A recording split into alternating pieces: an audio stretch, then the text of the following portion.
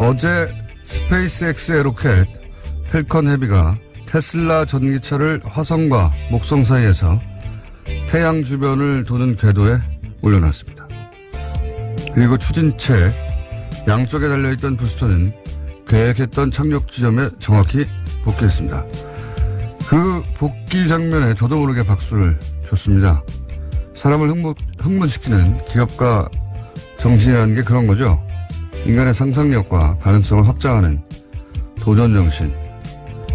물론 돈을 목표로 한 경영도 룰만 제대로 지킨다면 비판받을 이유 전혀 없습니다. 우리 모두 먹고 사는 문제는 중요하니까요.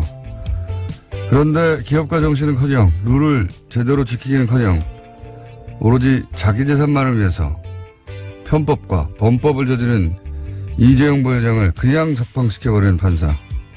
그걸 또 옹호하고 자빠진 언론들을 보면 그런 생각을 합니다. 후져도 너무 후지다. 한편으론 다행이라는 생각도 들긴 합니다.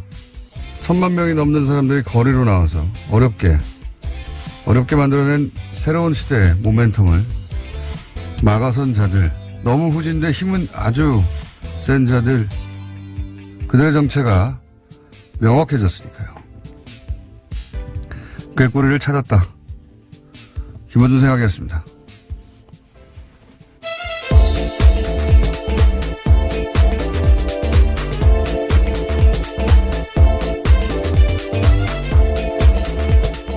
시사인의 김은지입니다. 네. 그 노래 알아요? 꾀꼬리. 못 찾겠다 꾀꼬리? 네, 들으면 알 것 같은데요. 잘 모르겠습니다. 꾀꼬리를 찾으셨군요. 네. 못 찾겠다 꾀꼬리 몰라요? 네. 예, 알 것 같기도 한데요. 조용필 씨가 아주 공전 히트 몇 년의 노래입니까? 예. 꾀꼬리를 찾았다. 누가 그러는지. 혹시 어제 스페이스X 발사 장면 보셨어요? 장면은 보지 못했고요. 기사만 봤습니다. 장면을 봐야 돼요. 발사 장면은 워낙 로켓 발사 장면이 흔하고 많으니까 그게 아니라 그 양쪽에 달려있던 부스터라고 네. 불리는 보조 추진 장치 있어요. 보통은 이제 그걸 버리잖아요. 그러면 그걸 회수해요, 그냥. 근데 걔들이 똑바로 서서 돌아옵니다. 네, 돌아온다면서요? 그 이야기 듣고는 깜짝 놀라긴 했는데요.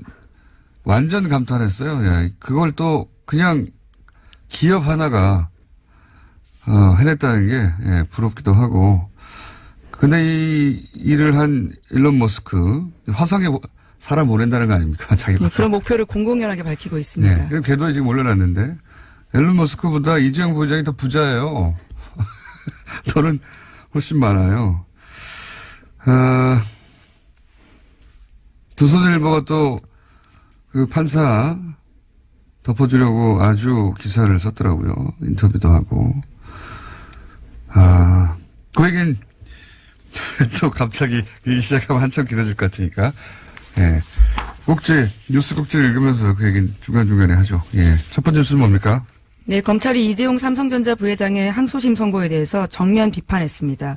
법리상으로나 상식적으로나 대단히 잘못된 판결이다라는 건데요. 반드시 시정될 것으로 보인다라고 이야기했습니다. 영장심사나 구속적부심 등 수사 과정이 아닌 본안 판결에 대해서 검찰이 공개적으로 반발하는 것은 이례적인 일입니다. 이렇게 안 하죠. 예. 검찰, 변호사는 양쪽에서 공방을 벌이고 사실 판사가 심판을 보는 법정이기 때문에 검찰이 공개적으로 더군다나 2심 판결에 대해서 이렇게 조목조목 비판하는 거는 저는 본 적이 없어요. 예. 근데 굉장히 조목조목 비판했죠. 예. 네, 어제 국정농단 사건에서 장시호 씨에게는 2년 6개월 실형이 선고됐고 차은택 씨도 21억 원 횡령으로 3년 실형 선고됐다라고 하면서요. 이재용 장충기의 책임이 그 두 사람보다 더 가벼운지 묻고 싶다라고 이야기도 했습니다. 누가 그렇게 생각했어요. 예. 장시호 씨도 그렇고 차은택 씨도 그렇고 예. 액수도 더 적어요. 훨씬 더 적고 근데 풀려났고 이 사람들은 이제 감옥에 가 있는 거 아닙니까? 그리고 뭐 저는 다른 이야기도 다른 이야기지만 안정범 수첩. 그렇죠. 예. 본인이 스스로 본인의 생각을 적은 게 아니라 대통령이 한 말을 적은 것이라고 거기 내용은 전부 다 그렇게 직접 얘기하고 그 상황도 구체적으로 얘기하고 뭐 영차 독대에 대해서도 다 얘기했는데 다 인정이 안 됐어요. 다. 다른 재판에서 모두 인정이 되는데요. 유일하게 이 재판에서만. 그러니까 정영식 부장판사만 이것의 증거 능력을 부인한 겁니다. 말도 안 되는 겁니다. 다른 판사들 바보 만든 거예요. 인정하지 않을 수가 없죠. 실제로. 쓴 사람이 대통령 이야기를 직접 쓴 거라고 하고 실제 내용도 다 그 내용이고요. 자기 의견이 있는 게 아니거든요. 거기. 네, 그리고 또 실제로 국정에 반영이 돼서 실행된 내용들이 굉장히 많습니다. 그러니까요. 그걸 보고 어떻게 증거 능력을 부인합니까? 이 말도 안 되는 거고요. 그리고 또 뭐 언론에서도 다 여러 차례 지적했고 또 검찰도 얘기하는데 거기 보면 36억 원으로 이제 뇌물액을 어떻게든 축소하려고 쥐어짜잖아요. 쥐어짜다가 예를 들어서 말 탄 거 뭐 20억짜리 비탄 하나 7억짜리 라운식이나 판결문에 보면은 그 말을 공짜로 탔는데 그 말을 공짜로 탄 이익은 계산하지 않았다. 네. 예. 탄 사실은 또 인정을 했습니다. 그건 부인할 수가 없기 때문에요. 없으니까요. 근데 이 말을 탄 비용은 그 계산이 불가능하다. 뭐가 계산이 불가능합니까? 실질적 피해 간 거죠. 계산하면 돈이 너무 많아지거든요. 그러니까 그것도 빼버렸어요. 그리고 문영표, 우리가 그 다음날 계속 얘기했지만 문영표 전 이사장 같은 경우에 본인이 인정했거든요. 본인이 삼성의 승계 작업에 도움이 되라고 이거 한 거라고 인정해가지고 감옥 가 있는 거예요. 지금 유죄 받고. 본인이 인정했는데 이것도 빠졌어요. 그럼 이 사람은 왜 그랬습니까? 혼자서? 이 얘기도 들어갔어야죠. 다 연결되어 있는 건데. 승계 작업 때문에 이런 돈을 줬다고 하는 건데 승계 작업 때문에 국민연금공단 이사장이 그런 일을 한 것에 대해서 국민연금공단 이사장은 인정했어요. 본인이 스스로 자기 입으로. 그러면 왜 이게 가만히 안 되는지 써야 될 거 아닙니까, 여기에. 없어요, 내용이. 이것도 말이 안 되고요. 다 말이 안 돼요, 보다 보면. 근데 이제 뭐, 이거 언론들이 떠드는 거하고 검찰이 직접 얘기하는 건 다른데, 검찰이 지금 공식 입장을 이렇게 내놨죠. 예. 열을 좀 받았을 겁니다. 아주. 네. 게다가 현직 법관도 이에 대해서 비판의 목소리를 내고 있는데요. 김동진 인천지법 부장판사입니다. 자신의 페이스북에다가 이재용 판결에 대해 동의하지 않는다라고 짧게 글을 썼는데요. 이 또한 이례적인 일입니다. 1심에서 요 얘기 한마디만 더 해야겠네요. 1심에서 그 삼성에서 계약서를 내놨잖아요. 갑자기. 이 말 소유권은 우리에게 있다고. 네, 재판 진행하는 중간에 네. 그랬습니다. 그거를 1심 재판부는 안 받아들였어요. 사실상. 왜 안 받아들였냐. 그 내용이 쟁점을 너무 고스란히 담고 있다는 겁니다. 그러니까 그 쟁점을 알고 나서 쓴 계약서라고 본 거예요. 당시 1심 재판부에서는. 근데 여기서는 그런 것도 없어요. 다 받아줘요, 다. 그냥 삼성의 주장 전체를 다 받아줬다고 보시면 됩니다. 네, 피해자 논리 그 자체가 삼성의 주장이었기 네. 때문에요. 이럴 거면은 옷을 벗고 삼성 변호사가 됐어야죠. 참네. 자, 그 다음은요? 네, 이러한 이재용 항소심의 후폭풍이 다른 재판에도 영향을 미치고 있는데요. 앞서 말씀드린 것처럼 정영식 부장판사는 안종범 업무수첩의 증거 능력 인정하지 않았습니다. 이 논리를 고스란히 받아서 주장한 변호사가 나타났는데요. 사기 등의 혐의를 받고 있는 한모 씨의 재판에서입니다. 한 씨는 최순실 씨의 독일 금고지기로 지목되고 있는 데이비드 윤 씨와 함께 개발부동산 사기쳤다라는 혐의로 구속된 바 있는데요. 어제 재판에서 한 씨 쪽 변호인이요. 증거로 동의했던 안종범 수첩에 대해서 입장을 바꿔서 부동의하겠다라고 밝혔습니다. 이 변호사 잘못이 아니에요. 상급심에서 그렇게 판단이 됐으니까 증거를 인정 안 했으니까 땡큐죠, 땡큐. 변호인 잘못이 아니라 상급심에서 부정됐는데 예, 하급심에서 이쪽 불리한 쪽에서 예, 변호인 측에서 대단히 고맙죠. 더 망가뜨리고 있는 거예요. 이 재판 전체를 관련 재판들을. 그런 정영식 부장판사는 또 조선일보에 인터뷰를 해가지고 판사 비판에 대해서 사회가 미성숙해서 그렇다는 식의 인식을 가지고 있더라고요. 사회가 성숙해가는 과정이라고. 가소롭습니다, 정말. 저는 그 발언이. 자신이 한 판결에 대해서 막 분노하는 시민사회가 있잖아요. 그 인식을 이런 식으로 평가하는 거예요. 그 미성숙해서 그렇다고. 이런 식의 선민의식이 시대에 얼마나 동떨어졌는지 본인은 모르는 겁니다. 위에서 내려다보면서, 미성숙해서 그래. 이런 인식이야말로 미성숙한 거예요. 지금 시대가 어떤 시대인데 지금 판사라고 해서 자기를 비판하니까 미성숙해서 그렇다고. 가소롭습니다, 정말 저는. 이런 인식이. 이걸 또 인터뷰를 해줘요, 조선일보에서는. 또, 흥분하면 안 되는데. 자, 다음 뉴스는요. 다른 뉴스로 넘어가죠. 예, 국방부 5.18 특별조사위가 어제 지금까지의 조사 결과를 발표했습니다. 5.18 민주화운동 계엄군에 헬기 사격이 있었다라고요. 38년 만에 처음으로 공식화했습니다.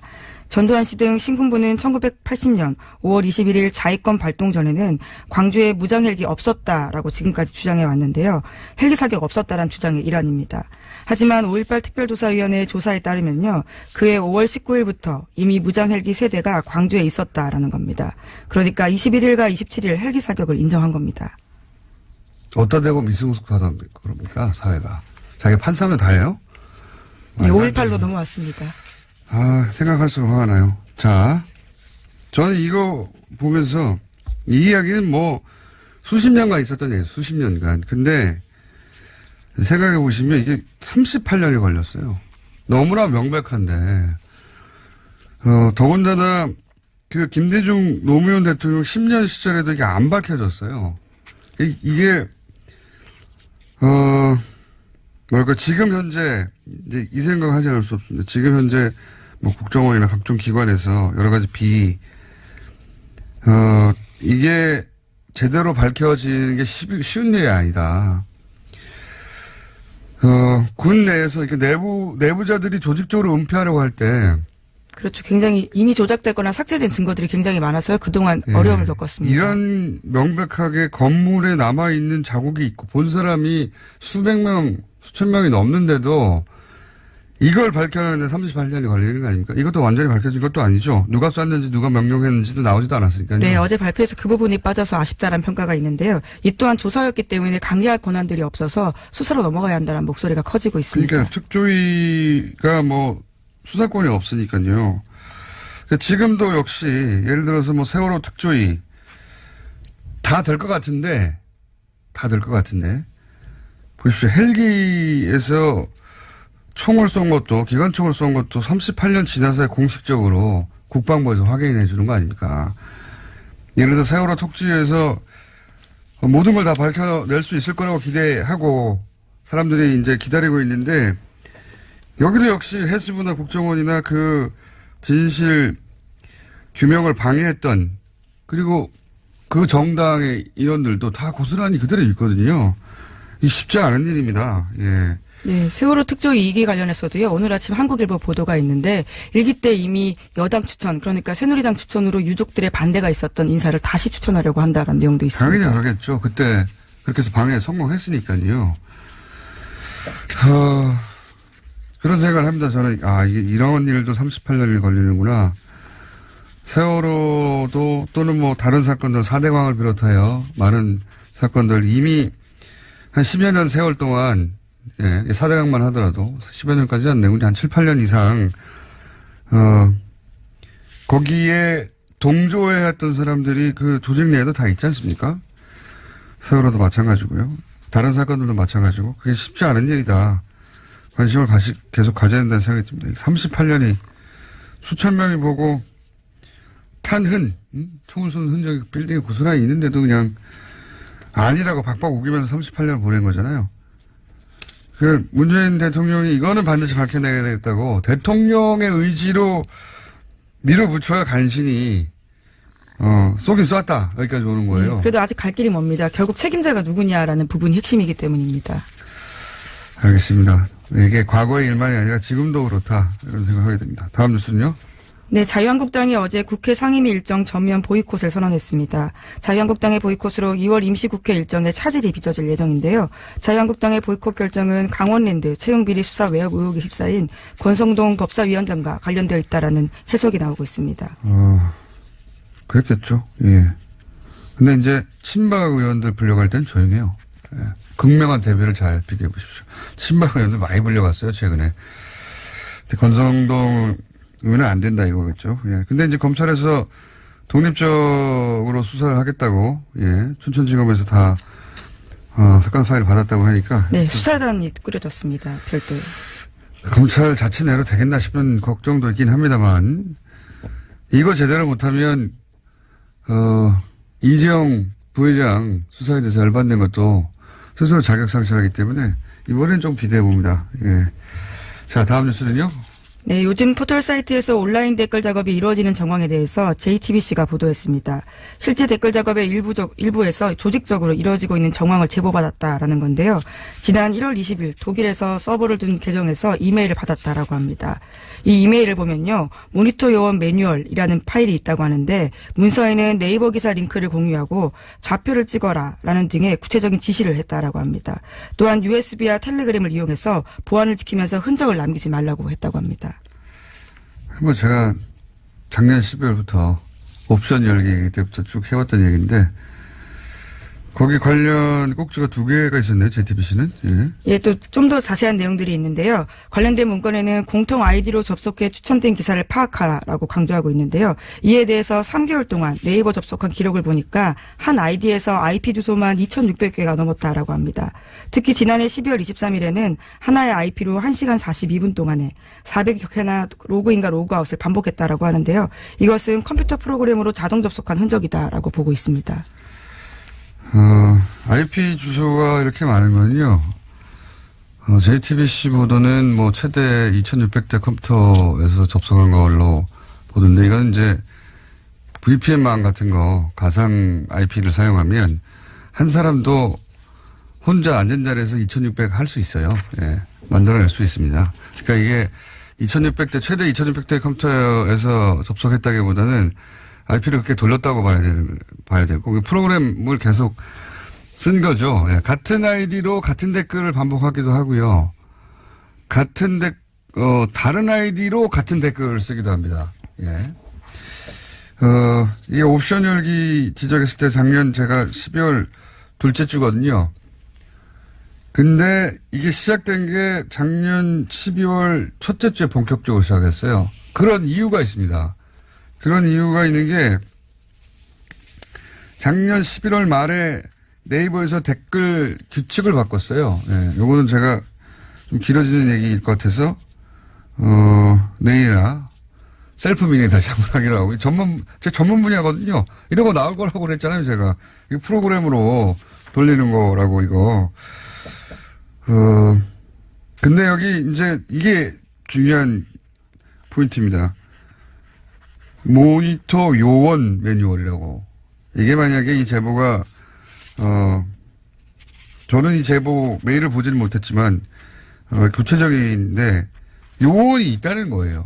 한 사람이 아니라 계속 들여다보는 24시간 요원이 있다는 거죠. 예. 한 사람이 아니라는 얘기고. 그리고 공통 아이디로 접속하라는 말은 여러 사람이 작업을 한다는 거 아닙니까? 있다. 누군가가. 세력이. 예. 그 세력이 쓴 글들은 전부 다 정부 비판 기사예요. 예. 요거 관련해서 제가 이때까지 파악한 정황 가지고 미니 한번 하죠, 뭐. 자, 시간이 다 됐네요. 오늘 여기까지 하고요. 미니가 하나 준비되어 있습니다.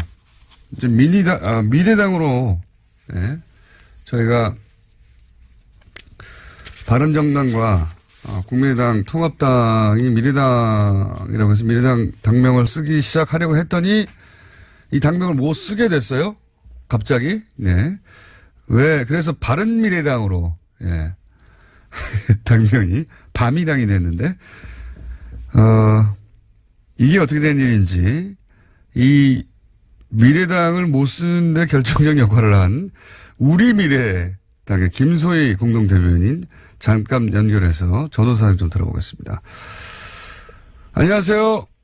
네, 공장장님 안녕하세요. 우리 미래의 김소희입니다. 네. 우리 미래당 잠깐 소개해 주십시오. 짧게. 네. 저 작년 3월 20일 선관위 공식 등록된 정당이고요. 2030 청년들이 주도하는 정당으로 청년 독립, 국민 주권, 기본소득, 통일한국 이렇게 4대 정책 말하고 있습니다. 또한 당원은 한 8,000명 정도 넘었고요. 청년들의 정당이고 작년 3월에 이미 선관위에 공식으로 등록된 정당이다. 네, 맞습니다. 네. 그런데 이제 우리 미래당이 있고, 우리 미래당이 있기 때문에 약칭으로 미래당으로 불릴 텐데 이거를 미래당이 뺏어가면 안 된다. 이런 위기 의식에서 선관위에 약칭 신청을 했나 보죠? 네, 맞습니다. 2월 2일 날 통합신당 당명이 미래당으로 결정된 걸 보고 저희 당직자들이 완전 패닉에 빠졌거든요. 그래서 바로 당일 선관위 서면 질의하고 주말에 이제 회의 거쳐서 월요일 날 이제 선관위 서류를 접수했는데 우리 미래가 6시 2분에 도착하고 5분 뒤에 국민의당이 도착해서 접수했습니다. 2분 먼저. 근데 둘 다 업무 시간 6시 이후에 접수돼서 선관위에서는 2월 6일 날짜로 동시 접수됐고요. 근데 제가 기사로 보기로는 네. 국민의당은 작년 3월 20일에 선관위에 공식 등록된 정당이고 그동안 약칭을 등록 안 하다가 네. 그 국민의당에서 이 미래당 당명을 등록하려고 하니까 그때서야 네. 부랴부랴 왔냐, 진작에 하지 그랬냐 이런 얘기가 있었는데요. 왜 진작에 안 하셨습니까? 국민의당은 그러면 약칭 등록을 왜 미래당을 했는지 좀 궁금하고요. 그리고 그 공장장님께도 여쭤보고 싶은 게 우리 미래당을 지지해주세요라고 하면은 청년정당 우리 미래인지 통합신당 미래당인지 구분이 가시나요?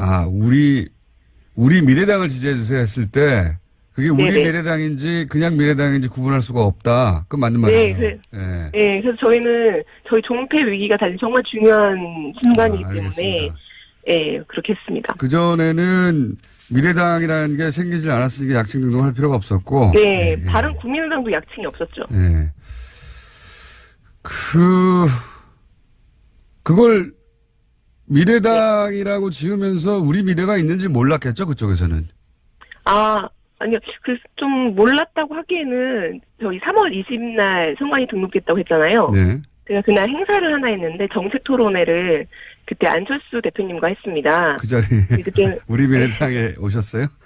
네, 오셨어요. 그때 김재동 자문위원장님하고 저희가 자문위원장님이 김재동 씨세요. 그래서 많은 분들이 보셨을 텐데 안철수 씨랑 김재동 씨랑 이렇게 따드로 그 사진을 본 적 있습니다. 네, 살점 벌렸던 영상이 저희 행사에 와서 하셨거든요. 네. 그리고 그 10월 달에 국민의당 행사에 저희 정책팀장님을 초청하셨어요.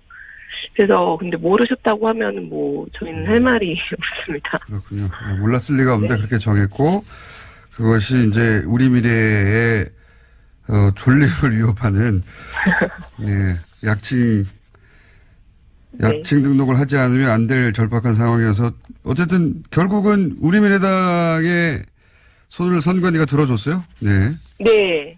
축하드리고요. 네, 감사합니다. 그러면 이 덕분에 우리 미래당이 널리 알려졌으니까 안철수 대표에게 화한 정도 보내세요. 고맙다고. 네, 한번 검토해보겠습니다. 네. 우리 미래당 소식은 다음에 한번 기회 되면 저희가 초대해서 들어보기로 하고요. 오늘은 전후 사정이 어떻게 됐나 한번 들어보려고 연결했습니다. 오늘 말씀 감사합니다. 네, 감사합니다. 네, 우리 미래당의 김소희 공동 대변인이었습니다. 네, 서라운드 방송 더불어민주당 박영선 의원 나오셨습니다. 안녕하십니까? 네, 안녕하십니까? 자유한국당의 나경원 의원 나오셨습니다. 안녕하십니까? 네, 안녕하세요. 오늘은 서라운드가 안 되도록 제가 최대한 한 사람씩 발언하도록 물론 두 분이 흥분하시면 또 어쩔 수 없는데 가능하면 왜냐면은 이제 이걸 두 번 들어야 들린다. 최소한 한 번은 박영선 의원의 귀 기울이고 한 번은 나경원 의원의 귀 기울인 다음에 나중에 합쳐야 된대요 머릿속에서. 그래서 이 돌비가 쉽지 않기 때문에 청취율이 더 올라가겠네요. 이미 충분히 높습니다 저희는. 부제가 동시상영이라서 그렇게 해야 되는 줄 알았습니다. 네. 아니 그렇게 어쩔 수 없이 하실 때는 네, 그게 좋습니다. 네, 그게 좋은데 그래서 오늘은 한 사람 한 사람씩. 네, 한 사람 한 사람씩. 네. 첫 번째 주제는 아무래도 한 분은 판사 출신이시고 한 분은 삼성 전문가이신데 삼성 이재용 부회장이 풀려났습니다. 네. 아주 대단합니다. 이 관련해서. 이걸 적극적으로 옹호하는 언론도 많고요. 또 시민사회 비판도 또 많습니다. 우선 여당에서 한마디 하시죠. 저는 이 판결이 집행유예를 위한 짜맞추기 판결이다라고 봅니다. 오죽했으면은 법원 내부에서도 이것은 이 판결에는 동의할 수 없다라는 그 페북이 올라오지 않았습니까? 김동진. 네, 상당히 저는 맞아요. 이게 후유증이 굉장히 오래 갈 것이다라고 생각을 합니다. 왜냐하면 제가 지금 이 판결문을 들고 나왔는데요. 네. 이 판결문을 쭉 읽어보니까 120회짜리. 네. 예. 1심 재판을 뒤엎는 논리가 아, 이거 밑줄 많이 쳤네요. 네. 첫째 근거가 없습니다. 그러니까 예를 들면은요. 삼성이 살시도를 사준 것으로 생각하였다는 정유라의 진술. 예. 이것을 다만 추측에 불과하다. 이렇게 규정을 해버렸거든요. 예. 그런데 정유라가 삼성이 사준 것으로 생각하고 말을 탔다라고 얘기했는데 판사가 자기 어떤 충분한 근거 없이 이것을 그냥 추측으로 판사가 몰아붙였죠. 추측을 했다 오히려. 네, 판사가 추측으로 오히려 몰아붙이고요. 이런 논리가 이런 거죠. 말을 탄 게 아니라 말 안장에 올랐을 뿐이다. 뭐 그 정도의 논리 아닌가. 또 예를 들면 안종범 수첩도요. 안종범이 진술을 합니다. 뭐라고 진술하냐면 박 전 대통령이 말하는 내용을 그대로 받아 적었을 뿐 자신의 생각을 가감하지 않았다. 실제 박아 적었을 수도 있어요. 네. 꼬박꼬박 이렇게. 네. 그런데 이것도 그냥 자기의 그 개인적인 어떤 판단에 의해서 1심을 뒤집어 버려요. 예. 다른 재판에서도 인정됐죠. 안정호 수첩. 그렇습니다. 그리고 특히 이제 안정범 수첩의 이 이제 인정 문제는 장시호라든지 문영표라든지 지금 현재 감옥에 가 있는 분들 여기 다 인정했거든요. 문영표 그 장관 같은 경우에는 2심에서 이것을 인정을 했어요. 그러니까 1심, 2심 다 인정을 한 건데 다른 재판부와의 양형의 형평성 문제도 저는 이거 굉장히 심각하다고 생각해요. 또 이 36억 원만 깎아서 인정을 하지 않았습니까? 그러니까 이 액수 50억 원 미만으로 무조건 줄여야 하니까 왜 집행유예를 해주기 위해서. 네. 그리고 10년 이상이 되니까. 그렇습니다. 50억 넘어가면. 예. 그런데 이 부분도 저는 이 판결문을 쭉 읽어봤을 때 왜 36억 원이어야 되는지 예. 왜냐 말을 공짜로 타고 차량을 공짜로 빌렸으면요 네. 그 공짜로 탄 것 자체가 뇌물이죠. 네. 그리고 그것을 차량을 내가 렌트하고 말을 빌렸다고 하더라도 충분히 그거는 돈으로 계산할 수 있는 있는데. 근거가 충분히 있거든요. 네. 근데 이런 부분을 다 그냥 무시하고 넘어갔어요. 돈이 많아질까봐. 네. 네. 자, 그리고 여기까지 또 한 일단 가지는 한 가지 합니까? 너무 최지성. 한꺼번에 많이 하셔가지고. 기다리라고 그래서 계속 기다리고 있어요. 최지성, 장충기 이분들까지 다 집행유예가 됐거든요. 다 풀려났죠. 네. 네. 그래서 이것은 저는 완전히 그 집행유예를 위한 짜맞추기 판결이다 이렇게 네. 생각합니다. 요것도 판사 출신이시라 또 전문 영역이라 또 좀 유리할 것도 같습니다. 저는 이제 네. 뭐 판사 출신으로 네. 사실 지금의 이런 좀 어떻게 보면 일부 국민들께서는 이것이 과연 상식에 맞느냐 이렇게 많은 국민들이 분노하시는 걱정하실 분들이 겁니다. 예. 계시겠지만 예. 너무 돈 없는 비판이 이어지고 있다. 이것은 삼권분립 원칙을 정말 크게 훼손하는 것 아닌가 하는 그런 이제 일단 그 걱정을 합니다. 사법과 국민의. 왜냐하면 네. 저는 이 재판의 결과에 있어서 법리 문제나 이런 부분은 대법원에서 바뀔 수도 있다고 생각을 합니다. 아, 그래요? 사실 바뀔 수도 있는 부분이 있어요? 보시기에? 저는 그렇게 봅니다. 네. 그래서 어떤- 아니 뭐 그거는 저도 이제 그런 가능성이 있다는 거지. 그게 틀렸다 맞았다 그걸 제가 지금 말씀드리기는 어려운데요. 제가 이제 먼저 삼권분립에 대한 도전을 말씀을 드리면 저는 법원 내부의 판사가 동의할 수 없다. 저도 판사해봤지만요. 저희가 판사들이 늘 하는 이야기가 있습니다. 다른 판사들의 재판에 대해서는 기록을 보지 못해서 내가 대답 못하겠다라고 얘기합니다. 결국 그 기록이 뭐 많은 부분을 우리가 언론을 통해서 알지만 과연 기록이 어떻게 꾸며져 있는지는 저희가 모르기 때문에 판사조차도 그런 비판을 한다는 것에 대해서 이것은 좀 지나치지 않느냐 이런 생각을 하고요. 그만큼 특히 판결이 또 받아들일 수 없는 거 아닐까요? 법원 내부에도 뭐 아주 심한 이야기들 뭐 석궁이라든지 이런 이야기가 나오지만 이러한 돈 없는 비판을 주도하는 것이 여권의 정치인들이다. 아, 정치인이 예컨대 뭐 부추겨서 제가 좀 입에 담기 그런데 뭐 침을 뱉고 싶다. 뭐 재판이 아니라 개판이다. 뭐 이런 부분 이런 표현 같은 것은 너무 원색적이지 않나 이렇게 침을 생각을 뱉고 합니다. 싶다는 그래서 아마 정청래 의원이 했을 거예요. 저는. 제가 누구라고는 말씀 안 드리겠습니다. 그래서 저는 사실 일단은 김명수 대법원장이 이쯤 네. 해서 이 사법부의 독립에 대해서 이렇게 되면 판사들이 결국은 여론 재판을 하게 되거든요. 그래서 이 부분에 대해서는 김명수 대법원장님의 좀 메시지가 있어야 되는 것 아닌가라는 부분을 사법부의 지적을 독립이 하고요. 걱정된다. 예. 이 그다음에 사법부의- 이제 이 재판에 대해서 말씀을 드리면 사실은 이제 뭐 박영선 의원께서 많은 지적을 하셨지만 이 좀 아까 말씀드린 것처럼 일부 국민들, 그러니까 뭐 많은 국민이든 일부 국민이든 이 재판의 결과에 대해서 여러 가지 비판도 있을 수 있겠습니다. 그러나 의원님이 보시기에 좀 이상한 부분 없습니까 혹시? 저는 저는 이 핵심만 읽었어요. 판결문 다는 읽지 않고 네. 법원에서 발표한 내용만 읽었는데요. 보면 결국 형사소송법의 원칙에 충실했다 이런 이야기를 하는 건데 다툼이 있을 여지는 있다고 봅니다. 어느 예컨대 부분에 있습니까? 이 국외재산 도피 부분 같은 것은 네. 이것을 뇌물에 수반되는 행위로 보아서 무죄로 판단했는데 이 부분은 대법원에서 치열하게 공방이 있을 거라고 생각을 하고요. 본인이라면 어떻게 하셨겠어요? 본인이라면. 저도 저 기록을 못 봐서 잘 모르겠습니다만 네. 이 부분에 대해서는 다툼의 여지가 있다고 생각합니다. 기록을 못 봐서 잘 모르겠습니다만 이 이야기가 판사님들이 주로 항상 하는 이야기입니다. 네. 궁지에 그러니까 몰릴 때. 아니 궁지에 몰릴 때가 아니라 그거는 저희가 그렇기 때문에 사법부의 독립을 인정해 줄 수 있는 근거가 되고 그렇기 때문에 저는 사법부의 판단을 저희가 그래도 입법, 사법, 행정 했을 때 그 어떤 보루를 생각하는 부분이 있잖아요. 이것의 어떤 권위를 무조건 무너뜨리는 것은 맞지 않다고 생각을 합니다. 무조건이 아니라 무너질 만한 빌미를 근데 이제 오히려 이제 제공한 거 아닙니까? 빌미를 줄 수 있다는 여러 가지 이제 아까 얘기를 하셨는데요. 이제 충분히 박영선 의원처럼 생각하실 수도 있어요. 이 50억 넘지 않게 하기 위해서 50억이라는 것이 중요하지 않습니까? 뇌물 부분, 10년이 특경가법이라든지 되니까요. 예. 이런 부분에 있어서. 그런데, 보면 말 사용 이익 같은 것도 가액 불상이라고 한 거지 그것 부분에 대해서 무죄를 낸 건 아니거든요. 그렇지만 계산을 네, 하진 계산을 않았습니다. 하진 않았죠. 그러니까 그 그런데 이제 50억이 그것이 안 넘도록 하기 위해서 계산을 하지 않았다. 그 부분 계산을 그러니까 안 그런 했지만 그것이 허점을 보인 거죠. 허점. 아니죠. 예를 그것이 들면 그것을 계산하고도 50억이 안 상영하지 됐으면 말라고 그러셨는데, 그러니까 요 가액 정도는 불상이지만 그 상당 이익으로 봤을 때 취득가액에 비추어서 그것이 합산해서 50억이 넘기는 어렵다고 본 것이죠. 만약에 그렇다면 그래서 그거를 근거를 대야죠. 사실은 50억이 이제 왜 넘지 않는지에 대한 근거를 대야 되는데 이제 제가 시간 이거는 배분상 상식적인 그런 이 거라는 법관의 거고요.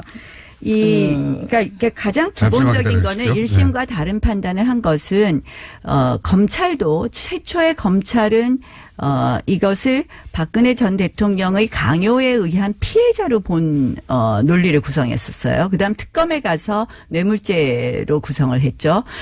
그것처럼 1심과 달리 판단한 부분은 결국은 그 부분의 출발이 크게 달랐던 것 아닌가 이렇게 생각을 합니다. 자, 제가 두 근데 가지 어쨌든 이야기를 크게 이 하겠습니다. 최종심이 남았으니까 저희가 좀 차분하게 기다려보는 것이 맞지 않나 이렇게 생각을 합니다. 저는 차분하게 기다려본다. 그다음에 대법원의 판결을 기다려본다. 여기엔 동의합니다. 그런데 이 법관의 독립 문제와 관련해서 저도 이제 법사위원장을 하면서 참 생각을 많이 해봤는데 존중해줘야 됩니다. 그리고 마지막 보루라는 것도 맞는데 이 법관의 독립이라는 것도 국민으로부터 부여받은 권력이거든요. 그래서 개별 판사 마음대로 재판을 좌지우지하라는 뜻은 절대로 그건 아닙니다. 아니죠. 예. 그런데 법과 이번 양심에 판결문을 따라서. 보면 이 판결문은 전반적으로 1심의 그 근거를 뒤집을 만한 논리를 제공하지 못하고 있습니다. 그래서 그런 점에서 저는 개별 판사의 어떤 그 자의적인 해석이 너무 지나치게 많이 들어갔다라고 봤기 때문에 제가 법관 개인과 삼성의 그런 어떤 유착이라고도 볼 수 있는 거 아니냐 이제 이런 얘기를 했던 것이고요.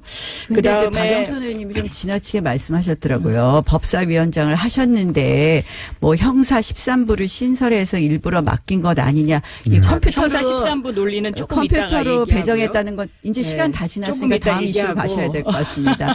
저 형사 컴퓨터로 배정하는 거 다 아시면서 그런 말씀을 하신다든지 또 김진태 의원 친인척 관계도 말씀하셨는데 저는 이것도 처음 봤어요. 이게 질의서에 있어서 이거는 얘기하는데. 법원 그래서 내에서 아주 파다하게 퍼진 소문이고. 그러니까 이제 우리가 이런 식의 그러면 비판을 해서는 안 된다고 그럼 생각을 한 가지만 합니다. 제가 자, 여쭤볼게요. 이제 다음 주제 할 시간인데요. 저희 주제 아니, 두 개를 그다음에 갖다가 시간은 제가 정합니다. 국정교과서 문제를 그다음에 이제 하셔야죠. 나 이제. 의원이 하신 합니다. 얘기 예. 중에 이제 피해자, 그러니까 강압에 의해서 이재용이 강압에 의해서 박근혜 대통령의 피해자다라는 거잖아요.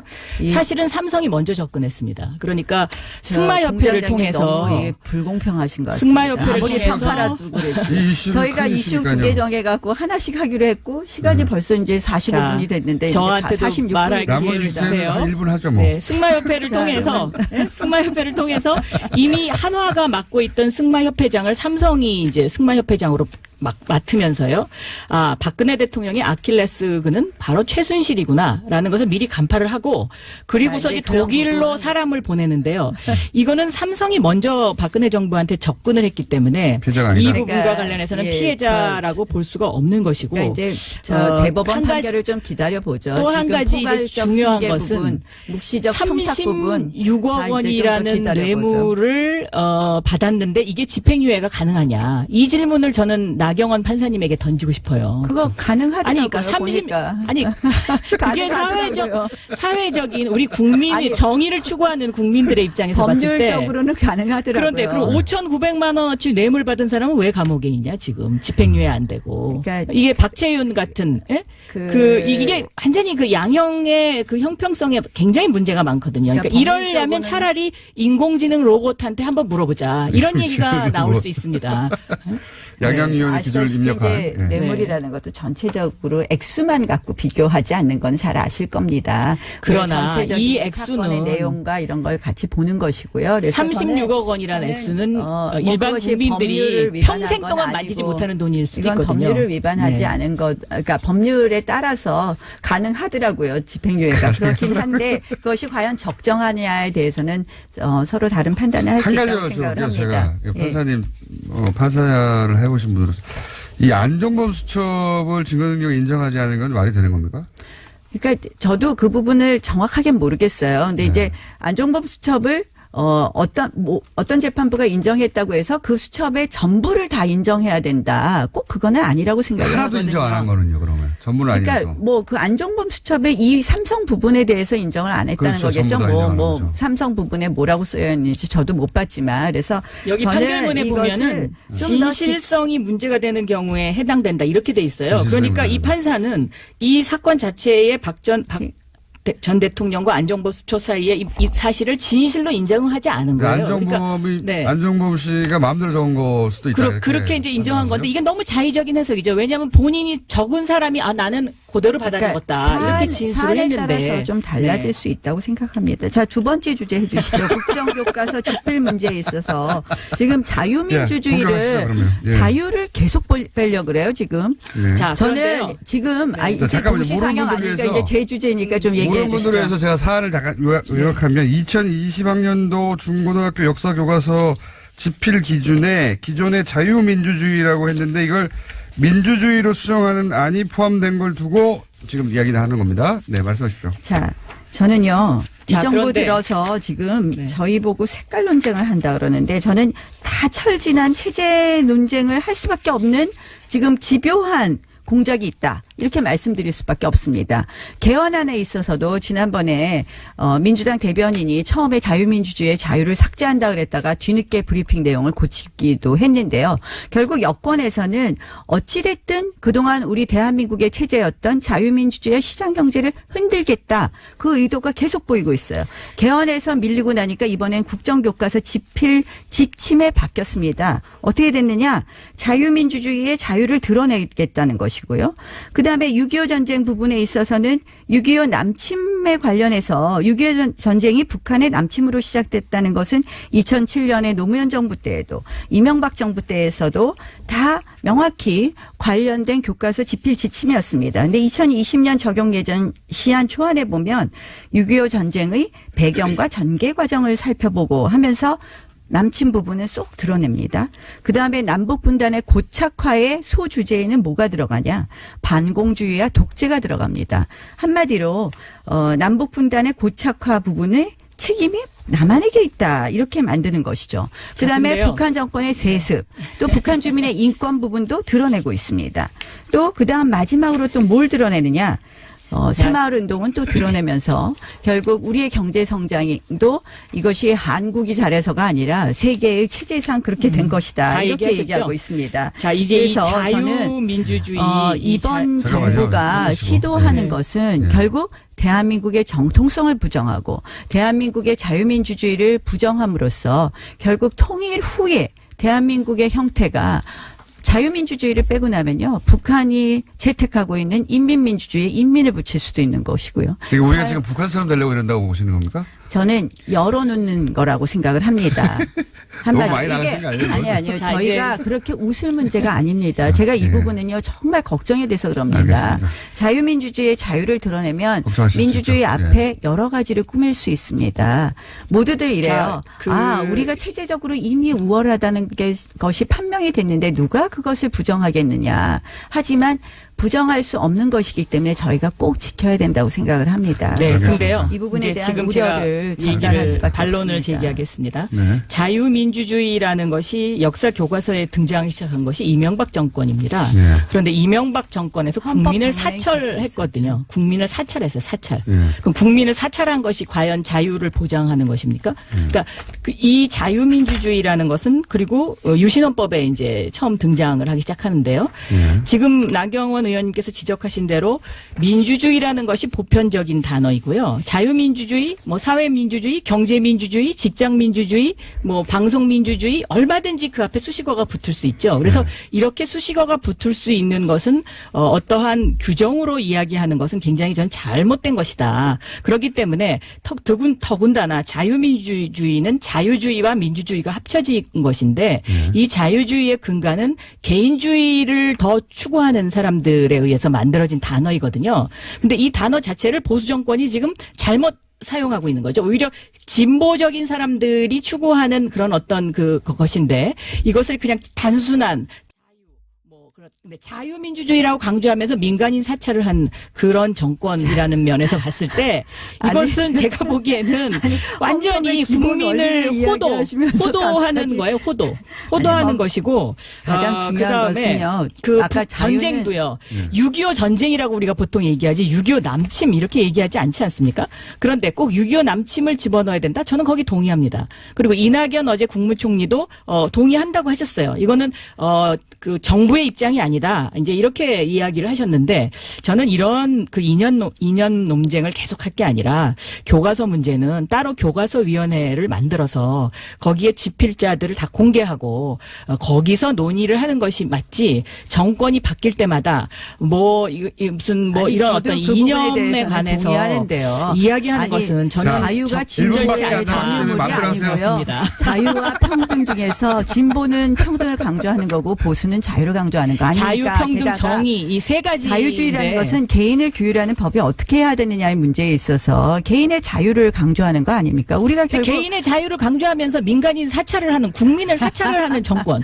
이거는 정말 제가 보기에는 정말 근본적인 어불성설이고 아니 그러한 네? 부분이 잘못된 부분에 대해서는 저희가 국정원을 동원해서 반드시 도청하고 예? 법적으로 의뢰해야 되고 이게 말이 됩니까? 잘못된 부분에 대해서는 자유민주주의를 글씨로만 강조하고 저희가 고쳐야 되는 건 그리고 맞습니다. 그러나 국정원에서 우리가 도청하고 저는 이건 아니다. 갑자기 체제의 근본을 얘기하는데 이상한 이야기를 하십니까? 아닙니다. 그러니까 저희는 그냥 민주주의 민주주의 때문에 자유민주주의가 차라리 더 중요한 거죠. 보편적인 단어 민주주의 아니죠. 그건 이것을 보편적인 갖다가 단어가 아니죠. 이야기를 민주주의 하고 앞에 인민민주주의가 나경원, 붙으셔도 나경원. 되겠습니까? 네. 저는 정말 걱정됩니다. 우리 대한민국이 앞으로 어떻게 저는 뉴스 공장.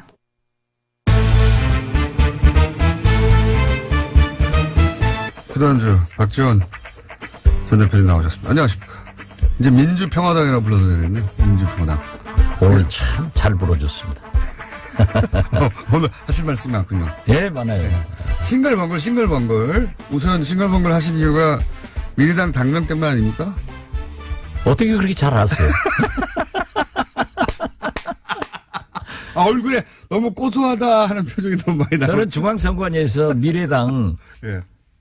당명 사용 못한다 해서 제대로 가는구나. 과거당. 과거당. 과거에 살잖아요. 과거당. 그런데 지금 보니까 바른미래당 예. 이렇게 가서 여기에서도 유승민만 남고 발음만 남고. 안철수는 가는구나. 이렇게 생각했습니다. 이름이 없잖아요. 이름이 없잖아. 하려면 바른국민당 해야지. 그럼 또 국민이 뒤로 왔다고 그래서 자존심 상한다고 해서 아마도 발언을 앞에 둘 수 없다고 생각했던 것 같은데. 그거를 굉장히 못했던 것 같은데 발은 이런 말은 앞에 가는 거예요. 물론 그렇긴 하죠. 그렇긴 한데 제 말은 국민바른당 그게 되겠어요? 바른국민당이야말지. 그런데 아무튼 예. 과거당으로 안 갔으면은 이제 유승민만 남고 예상했던 대로 안철수는 갔다. 저는 그렇게 봅니다. 앞으로도 그렇게 될 거다 이렇게 생각하시는군요. 아, 그렇게 돼서는 안 되고 잘 돼야죠. 그렇지만은 당명으로 볼 때 그렇다. 당명으로 볼 때. 예. 그 외에 혹시 매우 기쁜 소식이 있습니까? 김여정 북한에. 방남. 네. 이건 참 획기적인 일입니다. 그럴지도 모른다는 전망이 없는 건 아니었는데, 예. 또 가버렸어요. 예. 참 멋있어요. 이게 평창 동계올림픽을 평양올림픽이라고 공격하던 그 사람들이 할 말이 없어진 거예요. 보세요. 미국에서 펜스 부통령 참가한다고 하니까는 김영남 상임위원장. 이방카가 온다고 하니까는 김여정. 이게 얼마나 좋아요. 세컨 회담도 되고. 더 참 좋은 것은 김여정이 개막식에 참석하고 금세 올라갔다가 다시 내려와서 폐막식에도 참석해서 이방카 김여정 이런 만남에 시간이 갔으면 참 좋을 것 같아요. 북한이 그런 식의 계산을 한 것 같긴 합니다. 아니, 그럴 수도 있어요. 네. 북한은 허를 찌르는데 선수들이에요. 그렇게 해서 미국의 압박에 살아남았죠, 사실은. 그렇죠. 예. 그거는 나라의 규모에 비해서 사실 미국의 압력을 이런 식으로 회피하고 회피 기동하여 살아남은 나라도 별로 없는데. 그러니까 보면은 김일성, 김정일, 김정은이요. 예. 항상 중국, 소련, 지금은 러시아, 미국 여기를 가지고 놀아요. 지금 이게 좀 과한 말인데 김정은이 세계를 가지고 놀고 있잖아요. 그런 셈입니다. 네. 한마디 하면 그냥 출렁출렁해요. 외신도 다 타고. 예. 그걸 또 키워준 게 트럼프 대통령이에요. 예. 그것은 트럼프 대통령이 잘한다고 생각합니다. 자기 장사를 잘하고 있다. 그렇죠. 세일스단트라니까요. 그래서 나중에는 이런 긴장을 고조시켜서 본인이 이 긴장을 다 해결한 사람으로 등극하려고 하는 거 아니겠습니까? 저는 틀림없다고 봅니다. 클린턴, 오바마 참 역대 최근 대통령 중에서 가장 국민적 미국 세계적으로 존경을 받는데 클린턴도 오바마도 못한 것을 내가 한다. 민주당 정권이 못한 것을 내가 한다. 네. 그래서 재선된다. 그런 플랜이 있을 거예요. 그래서 노벨상 얘기도 하셨고. 그렇죠. 네. 저도 비슷한 생각을 작년부터 계속 얘기하고 있었습니다. 네, 그러니까 공장장이 한 것을 제가 도둑질 해왔어요. MB도 도둑질 잘하잖아요. 갑자기 MB 얘기를 또. 그런데 이제 박주선, 김동철, 주승용 이 세 분이 결국은 지역의 민심을 거스릴 수는 없다. 결국은 이제 처음엔 아니어도 나중에는 민주평화당과 같이 할 거라고 했는데 이분이 근데 이 세 분이 안 왔을 뿐만 아니라 이 세 분에 대해서 그래서 의원님이 배신자라고. 제가 배신자라고는 하지 않았고 말 똑똑히 하세요. 배신자라고 하지 않았어요. 네. 네. 정치를 하다 보면은 이렇게 배신하는 사람들도 생기더라. 그 말이죠. 그런데 언론이 딱 썼더라고요. 그런데 가관은 안철수 대표가 기자가 박지원 대표하고 친했잖아요. 네. 이렇게 얘기를 하니까 제가 언제 친했나요? 이 사람. 그러면 저를 이용했나요? 이용한 거겠죠. 그리고. 친하지는 않으셨나요? 난 친했죠. 둘이 얼마나 많은 얘기를 했고, 매일 전화했고, 문자 왔다 갔다 한 게 있는데, 그리고 기자들이 다 알고, 우리 국민들이 다 아는데, 언제 친했나요? 그걸 보면은, 안철수는 사람하고 친하지 않고, 이용만 하는 사람이구나. 이렇게 생각했는데, 김동철. 박주선. 다 잘 아시는 분들. 주승용. 형제처럼 알죠. 그런데, 안철수까지 그래 어젠가 기자회견에서 박지원이를 아주 매도를 그렇게 심하게 했더라고요. 그래서 사과를 해야 한다. 네. 네. 그래서 제가 민평당 소멸될 것이다. 뭐 이렇게. 제가 그랬어요. 야, 결국 기라성 같은 안철수, 김동철, 박주선, 주승용이 이 박지원이 하나 못 해보고 네 창피한 것도 없냐? 그래서 그냥 어차피 우리는 안철수 외에는 ABC, anyone but 철수. 안철수 외에는 다 좋아요. 그래서 박주선, 김동철, 주승용 만날 분들이니까 뭐 비난하지 말고 너희들이 그렇게 화풀이 지역 민심이 이반돼 가지고 당하는 것을 저한테 화풀이 하는구나. 세 분이 다 광주 여수에서 뺨 맞고 여의도 와서 박지원에게 깃대기 때리는구나 해서 그냥 참기로 했습니다. 아, 세 분이 지역에서 분위기가 안 좋아요? 지금 호남 가면요. 손학규 대표가 광주 목포에 다녀왔어요. 예. 자기 조카가 결혼식에서 저에게 병원으로 와서 얘기가 그러더라고요. 이번에 호남 가니까 완전히 민평당으로 바뀌었더라. 그런데 특히 광주 가면요. 세 가지가 회자되고 있습니다. 첫째는 문재인 잘한다. 두 번째는 안철수. XX.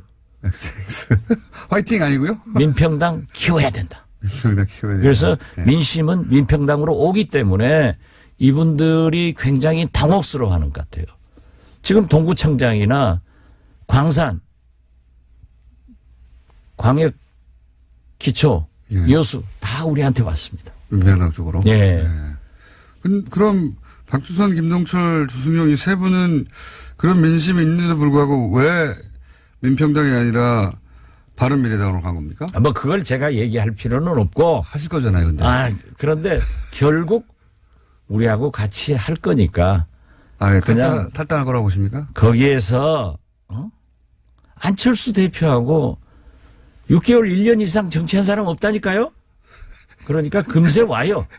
그러기 때문에 또 만나고 그러기 때문에 금세 와요. 자기들이 저를 어제 그렇게 안철수까지 비난 박지원이 매도했으니까 제가 참으면은 만난다.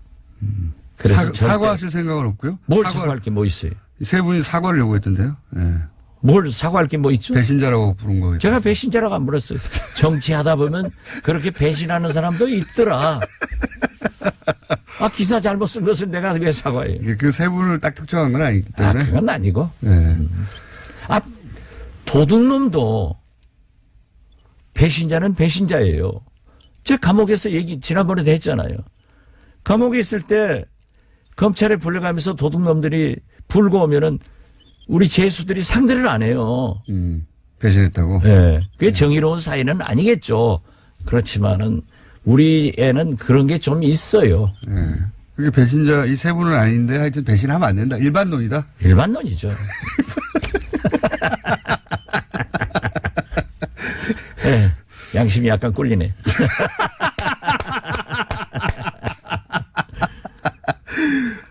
근데 좀 더 합류할 거라고 말씀하셨는데 더 이상 합류하지는 않았어요. 그죠? 송기석 의원도 그리고 송금주 이용우 의원도 무소속으로 남겠다고 했으니까요. 송기석 의원은 뭐 오늘 네. 10시 10분에 재판이 있는데 진짜 잘 되기 바랍니다. 네. 또 우리 송기석 의원이 하는 얘기를 제가 상대하기는 또 군번상 그렇잖아요. 그럴까요? 야자하는 놈한테 내가 사석에서 야자하지 않는 민평당 의원이 있습니까? 뭐 있죠. 누구랑 안철수 대표님. 대표일 때는 대표님이랑 네. 하셨고. 그런데 어떻게 됐든 네. 뭐 송기석 의원은 어쩔 수 없이 이 말을 예. 그렇게 하면서도 안철수 메신저 역할로 굉장히 끝까지 충성을 해서 손금주 의원 병문안도 가고 뭐 찾아다녔어요. 그런데 손금주 의원은 지금 이 안철수 대표하고의 인간적 또 정치적 신세를 진 게 많기 때문에 일단 완충 지역으로 무소속으로 갔다 올 거고 이용호 정책위 의장은 명분을 굉장히 중시하는 사람입니다. 그래서 저하고도 만났어요. 예. 또 자기 부부가 병원으로 와서 저녁 식사도 같이 하면서 얘기를 나눴지만은 맨 처음에 국민의당이 합당을 2월 4일 하기로 했잖아요. 예. 그러다가 전당대회를 2월 11일로 연기를 했기 때문에 예. 자기는 명분상 국민의당 통합을 반대했는데 11일 통합이 되면은 올 것입니다. 그때 다시 결정을 할 수 있을 것이다. 아니, 옵니다. 온다고 생각하십니까? 예, 그래서 저희 당에서도 그게 경향신문 기자 출신이고 총리실 등 굉장히 그 실력이 있어요. 그래서 연속성을 위해서 정책위 의장이나 혹은 최고위원 한석을 비워놓고 기다리고 있습니다. 아, 그렇군요. 오실 거라고 이제 확신하시는 예, 거고. 확신합니다. 예. 그러면 만약에 안 오시면 어떻게 할 겁니까? 뭐 한다니까요. 그렇게 민주평화당 잘못되기를 바라는 공장장 같은 국민은 10%도 안 돼요. 송기석 의원이 원래 의도했던 것은 박지원 대표만 이렇게 떨궈내는 것이다라는 취지의 얘기도 한 것으로 보도됐는데 그게 뜻대로 잘 안 된 이유가 뭡니까? 그 송기석 의원 오늘 재판이나 잘 받고 잘 됐으면 좋겠습니다. 그리고 저 하나를 네. 못 당해봐가지고 예. 안철수부터 그런 기라상 같은 의원들이 저를 집중 공격하고 있는 것을 보면은 아 박지원이 키워주는 사람이 참 많다. 기분이 좋습니다. 비례대표 세 분은 이제 출당을 안 한다는 뜻을 여러 차례 밝혔기 때문에 그분들은 그러면 그 안에서 어떻게 활동하게 되는 겁니까? 몸은 우리고 예. 호적은 그쪽에 있겠지만 결국 유승민 대표가 2월 10일 합당대회 되면은 당대표가 돼요. 예. 그런데 유승민 당대표는 앞으로 대권 후보가 되기 때문에 굉장히 그 이미지 관리를 많이 하시는데 그분이 얘기했기 때문에 저는 그랬어요. 안철수는 안 된다. 저 사람은 오기밖에 없는데 고집밖에 없는데 그렇기 때문에 말하지 말라. 어제 조배숙 대표가 괜히 찾아가서 또 얘기했더라고요. 예. 뭐 대표께서 하셨으니까 어쩔 수 없지만은 저는 유승민 대표가 당대표가 되고 안철수 대표는 그때는 국회의원도 아니고 아무것도 아니에요. 서울시장 후보 얘기 나오던데요. 글쎄 후보야 누구든지 될 수 있죠. 문제는 당선되느냐가 문제지. 부산 저도 예. 대통령 후보 하고 싶은데 후보는 될 거예요. 그렇지만 안 되니까 못 해요. 되면은 그렇게 자연스럽게 또 국민들이 그렇게 원하기 때문에 될 거다. 저는 그렇게 봅니다. 유승민 대표가 대단히 좋은 사람이에요. 아, 유승민 대표는 정치인으로서 높이 평가하십니까? 네, 저는 높이 평가합니다. 왜냐하면 그분은 분명한 자기 정체성과 이념, 철학을 얘기하잖아요. 나는 보수다.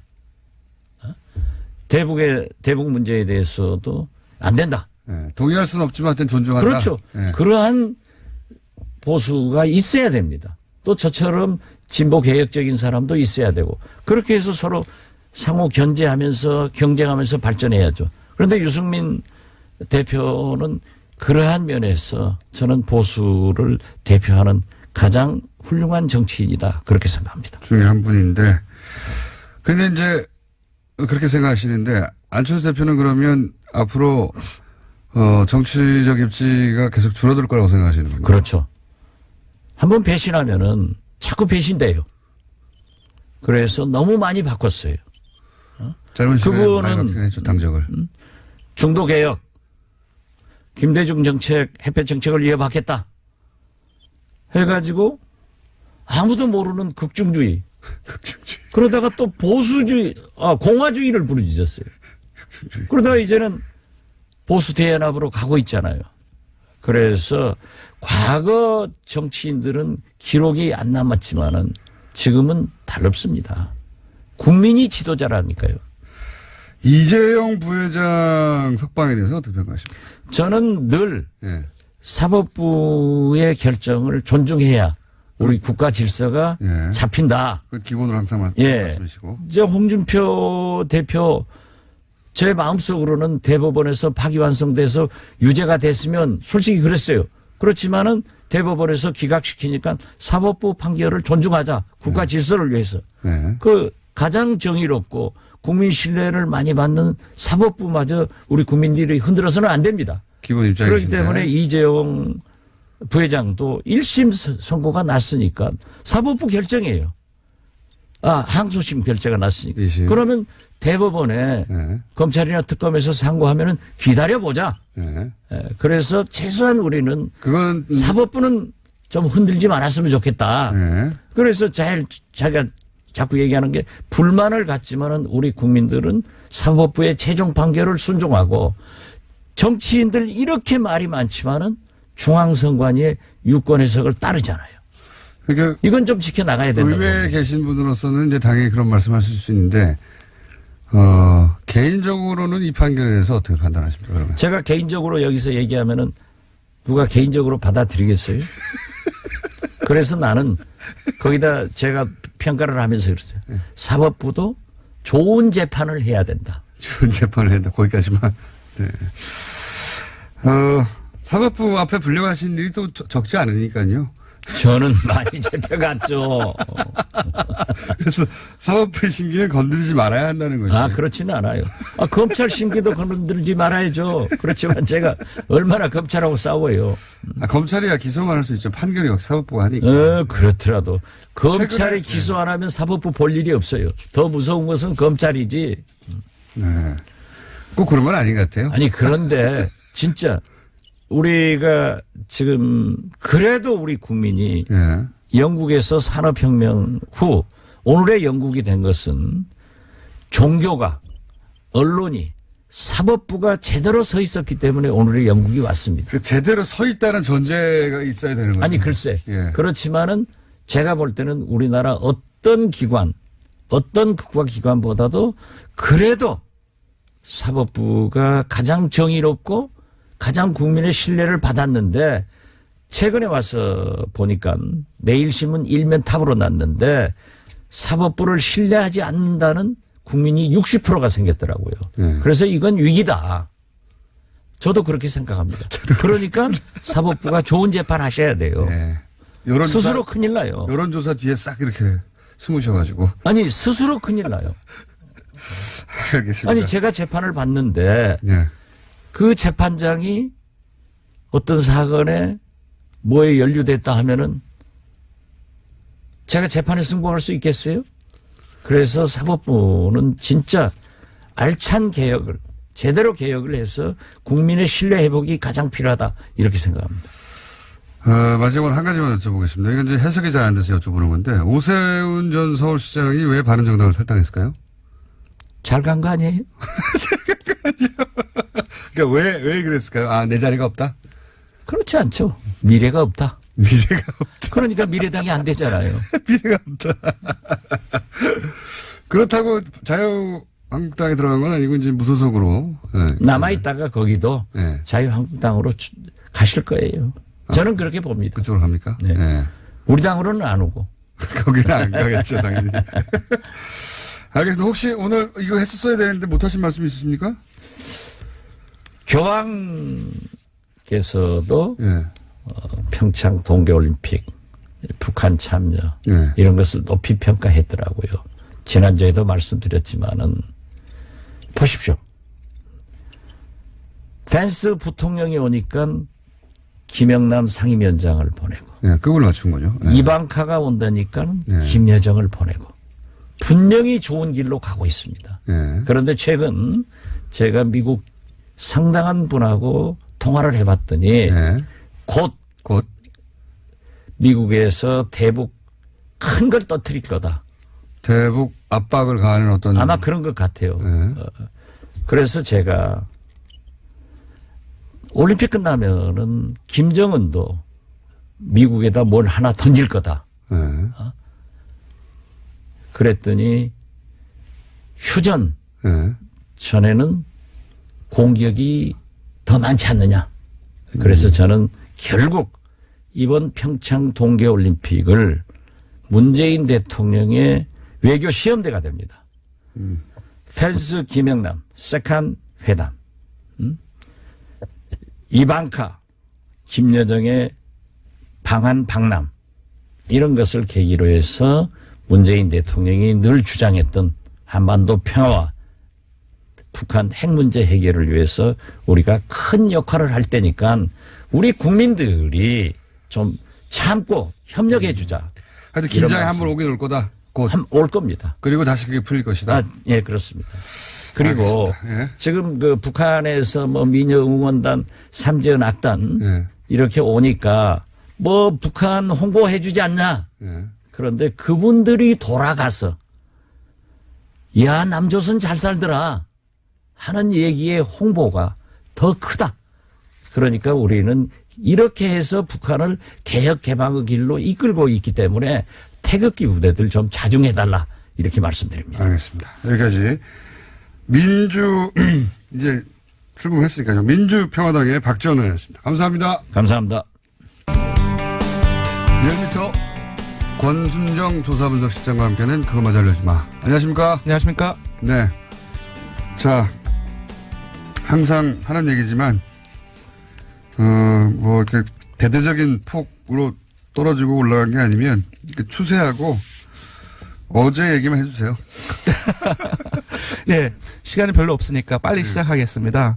이게 올림픽을 앞뒀는데 이게 안보 전국이 펼쳐지지 않는가 그 혼돈이 될 정도로 여러 가지 일이 있었는데요. 어쨌든 대통령 국정수행 지지도가 지난주와 비슷했습니다. 0.6%포인트 하락한 62.9%입니다. 부정평가는 똑같습니다. 32.4%고요. 예를 들어서 YTN 같은 거 보면요. 올림픽 얘기를 하면서 북한 얘기밖에 안 하거든요. 네. 올림픽 얘기하면서 아베 총리 혹은 뭐 펜스 부통령이 압박하고 있다. 네. 이 뉴스를 계속 내보내요. 올림픽 뉴스가 아니에요. 북한 뉴스지. 네, 좀 착각이 될 정도로 네. 올림픽이 상당히 국가적인 대사인데 지금 올림픽은 없어요. 뉴스에서. 네, YTN 같이 24시간 네. 보도하는 채널을 잘 보시면 올림픽을 앞에 꺼낸 다음에 대북 제재를 해야 된다. 핵 무기 얘기, 네, 미사일 네. 얘기. 네. 그 얘기로 올림픽 뉴스가 덮여 있어요. 그러다 네. 보니까 올림픽은 올림픽인데 북한 뉴스가 대부분입니다. 맞습니다. 예술단 네. 만경봉호 그 방남 이 논란도 상당히 네. 지속이 되어 있었고요. 펜스 대통령 천안남 기념관 방문, 탈북자 네. 면담. 예. 올림픽하고 상관없는 얘기, 올림픽을 빙자해서 북한 얘기하는 거. 예. 이 보도가. D-3일, D-4일째 이렇게 요번 주에 지속이 됐는데, 이제 바로 오늘이면 경기가 시작되지 않습니까? 그렇죠. 상당히 임박한 시점이었는데. 올림픽 뉴스가 예, 없어요. 올림픽 뉴스가 상당히 많이. 올림픽 뉴스도 있습니다. 예. 올림픽 때문에 온 북한 선수단 이야기, 네. 혹은 뭐 그 논란 절반, 그 다음에 네. 올림픽임에도 불구하고 북한을 대북 제재를 해야 된다는 뉴스 절반. 네. 이게 24시간 뉴스의 올림픽 뉴스예요. 제가 네. 맨날 보거든요. 예, 이러한 부분들이 아니라 다른 정말 올림픽 뉴스들이 많이 나왔다 한다면 지지율이 많이 상승을 하지 않았을까 싶은데요. 지지율 올라갈까 그러는 거예요, 지금. 여하간 가장 가까운 우리가 중요하는 거라 가장 가까운 어제 수치만 말하자면 얼마입니까? 어제 수치는 63.4%가 나왔는데요. 리얼미터는 어제 500명하고 그러니까 전날 500명하고 당일날 500명하고 합쳐서 통계를 내거든요. 네, 그래서 당일날 500명 분만 보면 67.3%까지 상승을 했습니다. 상당히 큰 폭으로 상승을 했죠. 아마 오늘이나 내일 정도 되면은 조금 더 상승을 하지 않을까 그렇게 예상합니다. 올림픽 관련 보도 때문에 네. 지금까지는 말씀드렸지만 올림픽이 아니라 북한 뉴스였어요. 다 네. 기억을 떠올려 보십시오. 북한 네. 뉴스입니다. 북한 뉴스. 남북 단일팀 이슈도 그렇고요. 다 북한 뉴스예요. YTN을 보시면 아실 수 있습니다. 예, 시간이 별로 없어서 정당 지지도로 넘어가야 될 것 같습니다. 정당 지지도로 간단히 짚어주시고. 예, 사실 민주평화당이 이미 창당을 했고 곧 바른미래당이 창당을 할 것 같은데요. 그래서 현재 정당 지지도는 시간이 없기 때문에 소개를 안 해드리고 잠재 정당 지지도를 불러드리면. 현재 정당 지지도는요. 네. 제가 보니까 거의 비슷하게 그런 줄 아시고요. 예, 민주당이 43.7%입니다. 네. 현 지지율 대비 3.1%. 그러니까 잠재 정당 지지율이라는 건 만약에 예, 새로운 구도. 예, 예. 바른미래당과 민주평화당을 다 넣었을 경우. 네. 민주당이 3.1%포인트 현 지지율 대비 낮습니다. 43.7%이고요. 한국당은 현 지지율 대비 1.4%포인트 높은 20.6%를 기록했습니다. 네. 바른미래당은 현 국민바른 지지율 합 대비 0.9%포인트 낮은 10.9%이고요. 정의당은 항상 높게 나왔어요. 현 지지율 대비 0.8%포인트 높은 6.9%이고요. 민주평화당은 창당 컨벤션 효과가 일부 있는 것 같은데요. 전주 대비 1.2%포인트 상승한 4.3%를 기록했습니다. 그렇군요. 근데 제가 잠깐 의문이 드는 게 이게 바른미래당 같은 경우에는 다른 여론조사는 한국당을 이기는 경우도 많거든요. 네. 뭐 다 그런 건 아닌데 그런 경우만 보도돼서 그렇긴 한데 지금 리얼미터하고는 거의 한 7, 8%, 한 10% 가까이 차이 나요. 왜 맞습니다. 예, 여러 요인이 있는데 가장 중요한 요인 중 하나를 말씀드리면은 문항 구성에서 가장 큰 차이가 있습니다. 문항 구성. 예, 기관 같은 경우는 오히려 한국당보다 바른미래당이 더 높거든요. 근데 리얼미터 같은 경우는 한국당이 바른미래보다 훨씬 높습니다. 두 배 차이는. 예, 기관의 질문을 봤더니 만약 국민의당과 바른정당이 통합한다면 이렇게 하고 질문을 시작하고 있습니다. 이렇게 질문하면 안 되는 겁니까? 당연히 안 되죠. 왜냐하면은 기본적으로 이제 점화 효과라고 해서 사전에 관련된 질문과 관련된 정보를 사전에 다시 한번 얘기하면 하고 하면은 이제 그에 대한 긍정적 또는 부정적인 태도가 오히려 더 가중되는 거죠. 그러니까 설계할 때 지지율이 더 높게 설계된 것으로 해석하시는군요. 네. 심지어 이 조사기관에 국민정책연구원이 국민의당 소속 국민정책연구원이 조사를 의뢰한 건데요. 이 본 정당 지지도 설문에서 금방 말씀드린 그것뿐만 아니라 앞 질문에 두 당에 대한 통합 여론조사를 했어요. 그 부분도 많이 있는 것 같습니다. 네. 근데 반면 리얼미터 같은 경우는 그런 효과를 제거하기 위해서 다음과 같은 정당 구도 하에서는 이라고 해서 통합과 관련된 부분들을 전혀 정보를 제공하지 않습니다. 주지 않고 묻는데 정보를 재차 물어보면 거기에 이제 점화 효과? 뭐 불을 붙인다는 뜻인가요? 네, 불을 붙인다는 뜻. 앞쪽에서 그런 인식을 강화시켜서 여론조사 결과가 많이 나올 수 있고, 그런 여론조사에서 높게 나오는 것이다, 뭐 이런. 네, 바른미래당에 하고 민주평화당하고 좀 포인트가 하나 있는데요. 호남에서 바른미래당이 9.3%, 민주평화당이 10.3%를 기록해서 처음으로 민주평화당이 바른미래당을 호남에서 앞섰습니다. 그렇군요. 예, 조사 기호를 불러드리면 이번 주중조사는 TBS 의뢰로 이번 주 5일부터 7일까지 3일간 조사를 했습니다.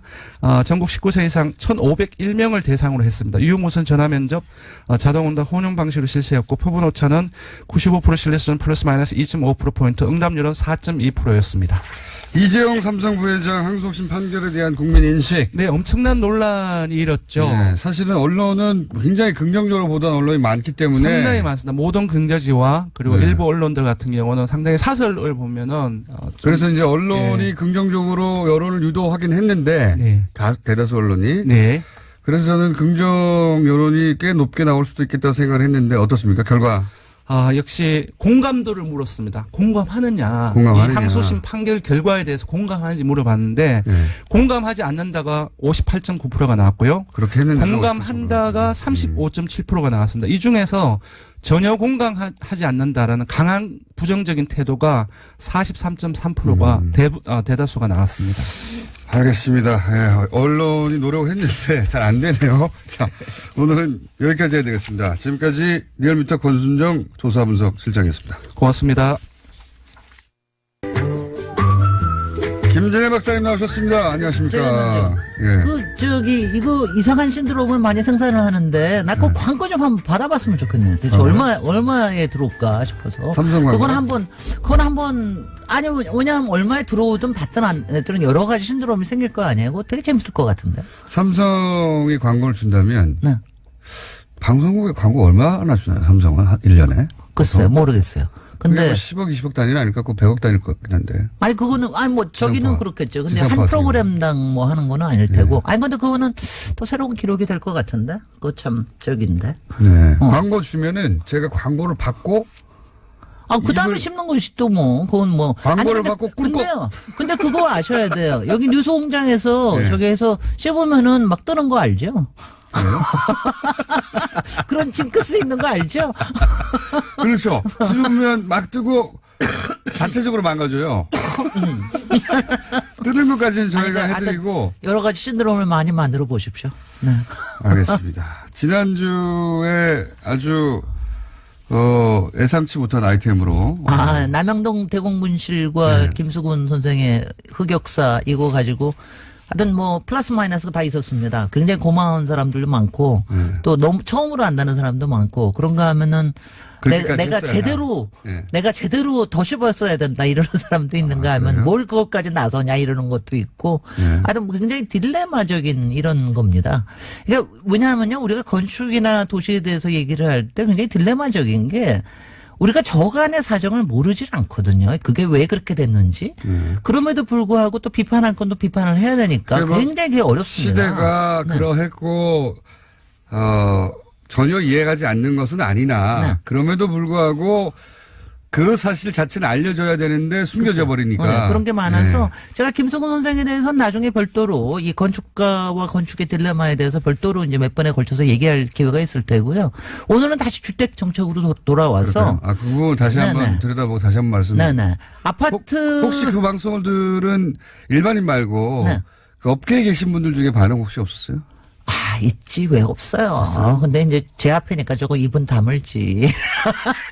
근데 저기 뭐 다른 뭐거를 통해서는 뭐 그렇더라고요. 업계 반응이 있습니다. 당연히. 네, 그게 긍정 부정 다 있습니다. 다 있습니다. 네, 다 있습니다. 그 얘기 나오네. 근데 그 부분은 정말 저는 저기라는 게 그 공간사의 당시에 그 분들이 좀 나와서 이제 왜냐하면 증언을 할 때가 됐어요. 그러니까 그런 거는 좀 필요하다는 생각을 합니다.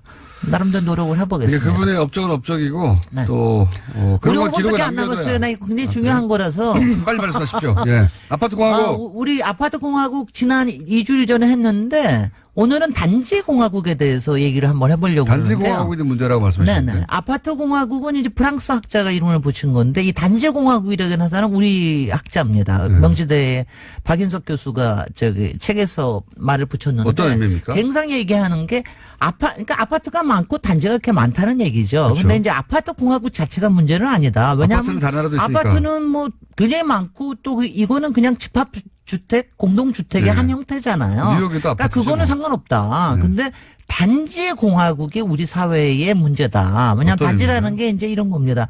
우리가 하면은 우리가 지금 되게 아파트 단지라는 이름으로 쓰잖아요. 네. 그죠? 네. 그러니까 무슨 아파트라고 얘기하기보다 아파트 단지로 얘기합니다. 네. 그리고 브랜드 삼성 뭐 LG 뭐 그러니까요. 해가지고 브랜드 하나 덜렁 있는 경우는 거의 없죠. 단지죠. 하나 달랑 있는. 그리고 부동산에서도 항상 얘기하는 게 큰 단지로 사십시오. 네. 큰 단지로 사야지 집값도 안 떨어지고 나중에 집 팔기도 좋습니다. 네. 그리고 실제로 집값도 올라갑니다.